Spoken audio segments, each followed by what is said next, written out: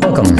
In front of me is a Stanley S241, and today I will show you how to clear cache on the device. So to get started, you want to hold the power key and then select power off, like so, and wait for the device to actually shut off. Now once it's off, we'll then hold the power key and a volume up. So right about now, power key and volume up. And there we go. So once you see the no command Android, all you need to do is just hold the power key and then tap a volume up once. So, like so. And now we're in recovery mode. So from here, we'll use volume keys to navigate, and power key will be used to confirm. And you want to select Wipe Cache Partition right here and confirm it with power.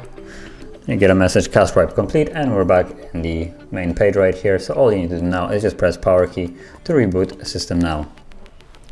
And now the process is just finished. Once the device boots up, you can continue using the device.